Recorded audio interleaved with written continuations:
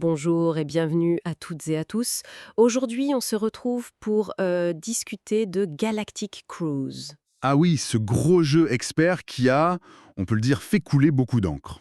Et sur lequel on a pas mal écrit dans notre article d'ailleurs. Exactement. C'est de notre analyse qu'on va parler. Ce jeu de croisière spatiale de luxe. On se souvient de cette couverture incroyable de Ian O'Toole. Elle avait vraiment fait le buzz sur Board Game Geek, bien avant qu'on sache grand-chose de Kinson Key Games, les auteurs en fait. C'est ça. La promesse d'un gros jeu de gestion spatiale avec un matériel de folie. Et c'est ce phénomène qu'on a voulu décortiquer dans notre travail, oui. Le pitch, pour rappel, on dirige une compagnie de croisières interstellaires. Voilà. Construire les meilleurs vaisseaux, attirer les touristes les plus riches. L'immersion, on l'avait noté dans notre article, elle est vraiment réussie? Oui, assez immédiate. Et puis le ton. Ah oui, le ton. Ce livret de règles façon manuel de formation, c'était bien vu. Avec les petits clins d'œil, les barres à bordeurs cosmiques. C'est sérieux, mais... Ça se prend pas complètement au sérieux.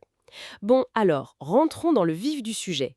Les points clés de notre article, qu'est-ce qui ressortait le plus? Alors, ce qui nous a vraiment marqué, et on y a consacré une bonne partie de l'analyse, c'est la mécanique principale, le placement d'ouvriers. Classique ça, on pose ses pions pour faire des actions. Oui, mais là avec une vraie innovation. Le système de bump, de poussée, si on veut traduire. Ah oui, le fameux bump. C'est vrai qu'on en parlait longuement.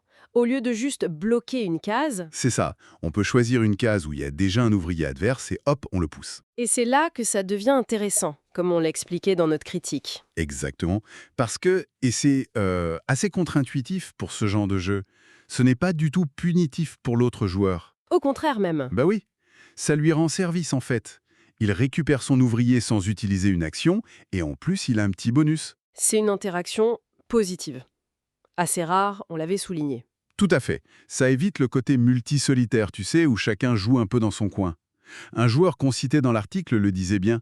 Great game, lots of player interaction based on the bump mechanic. C'est vrai que ça, c'était un point fort de nos conclusions. Notre étude mettait aussi en avant la construction des fusées. Ah ça, plus qu'un mini-jeu, hein, c'est un vrai petit moteur à construire. On assemble des modules, cabines de luxe, des attractions, des choses comme ça. Pour cibler différents types de touristes, voilà.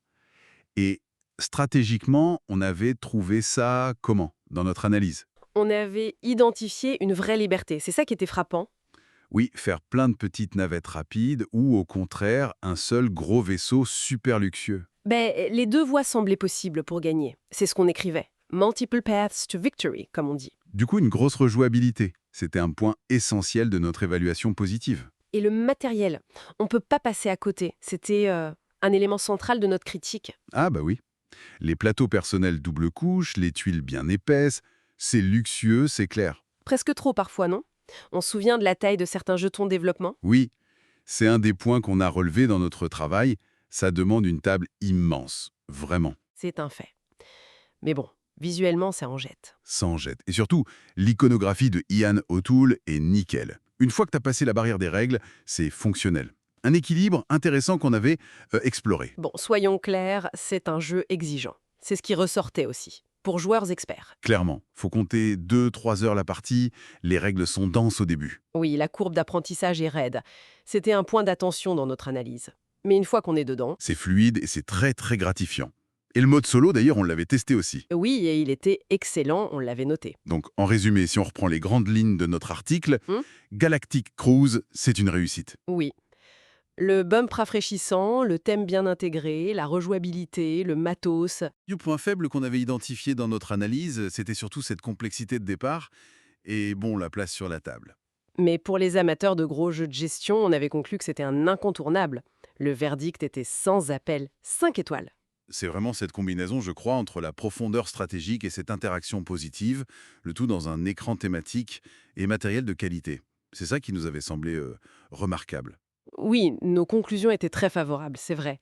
Même si on insistait aussi sur cette barrière de la complexité, quoi. C'est pas rien pour ce type de jeu. Tout à fait. Et d'ailleurs, ça soulève une question intéressante qu'on abordait un peu à la fin de notre analyse. Ah oui, Ce succès initial de Galactic Cruise, qui est plutôt même très basé sur l'esthétique, sur le thème, avant même qu'on connaisse toutes les règles en détail. Est-ce que ça pourrait influencer la façon dont les futurs gros jeux experts sont présentés, découvertes par la communauté? C'est une bonne question. Le poids de l'image avant même le gameplay détaillé. Voilà. C'est une réflexion à méditer pour la suite, je pense. une tendance à surveiller.